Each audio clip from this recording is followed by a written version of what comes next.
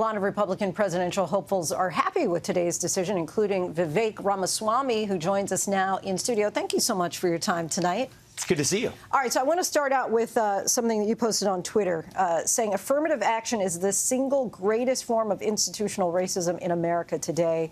Why do you feel that way? I think by definition, there are institutions that regularly take race into account as a factor on whether or not someone gets a job or whether or not someone gets a seat in college. By definition, that's institutionalized racism. And I think the Supreme Court made the right decision today to vote on the side of meritocracy over race-based preferences. I think that's a step forward. It's not a destination. As the next U.S. president, if I'm elected, I would eliminate race-based affirmative action in every other sphere of American life as well, including in the economy, where it runs rampant today. So I want to just throw some numbers out there, right? The University of California system banned the use of race in admissions in 1996. In 1996, 7% of the students there were black. Today, that number is 2%. If you look at University of Michigan, before they passed similar laws in 2006, black enrollment was 7%. By 2021. It was just 4%. So we see clearly what happens. There's a downward trend when it comes to diversity. Is that a good thing? Well, look, I think what's not a good thing is putting people into positions that they're actually not qualified to have. What this actually should wake us up to is the reality of the failures of early education, K through 12 education, starting at a young age. That's evidence of the fact that many poor Americans, and black Americans do tend to be poorer than white Americans, for example, do not have access to good public education starting even in kindergarten or first grade. That's where we need to focus. I know that's not an easy solution. I know that everyone's looking for a Band-Aid, but a Band-Aid at the end of the process does not solve the failures early on.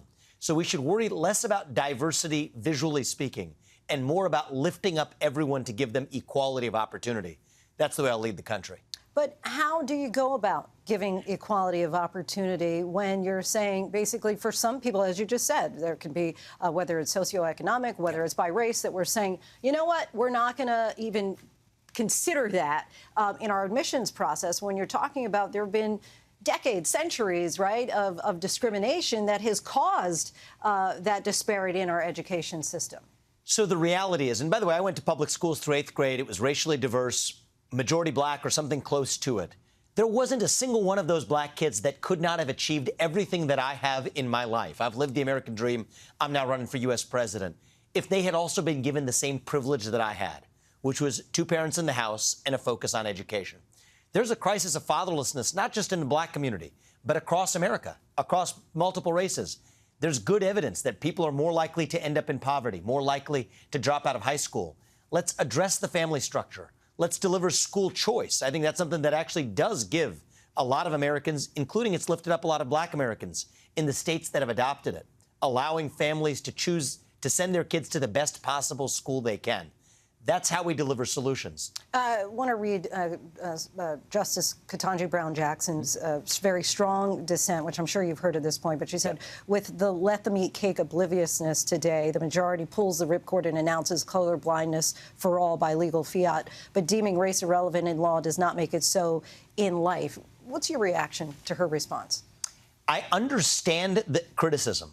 However, I think the right way to stop discrimination on the basis of race is to actually stop discriminating on the basis of race, to quote Justice Roberts from an earlier case in the affirmative action saga. I think that we have to at least start behaving in a way that puts meritocracy first. I believe that every child in this country can realize their maximal potential if they're given that equality of opportunity.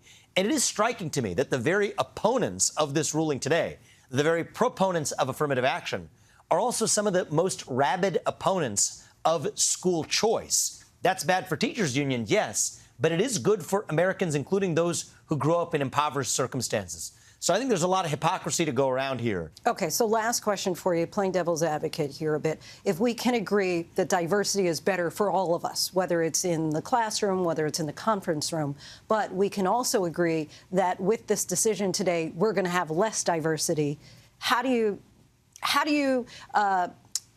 get from one to the other and say that this is a positive step for us when your answer sounds like you're saying, well, if you had two parents in the home, I mean, you can't have any kind of legislation that's going to put two parents in the home. Well, I think I'll actually push back on you on that. Right now, we're paying many single mothers more money not to have the man in the house than to have the man in the house. And affirmative action, as well as those policies, they were part of the same vision. From Lyndon Johnson, you want to blame a white man for this? He's a good one to start.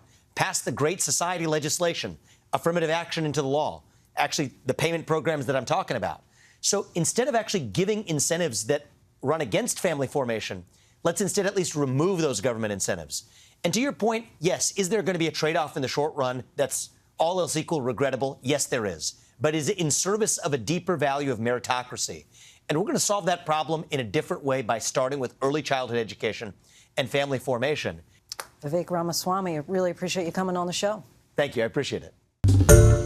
Hi, everyone. George Stephanopoulos here. Thanks for checking out the ABC News YouTube channel. If you'd like to get more videos, show highlights, and watch live event coverage, click on the right over here to subscribe to our channel. And don't forget to download the ABC News app for breaking news alerts. Thanks for watching.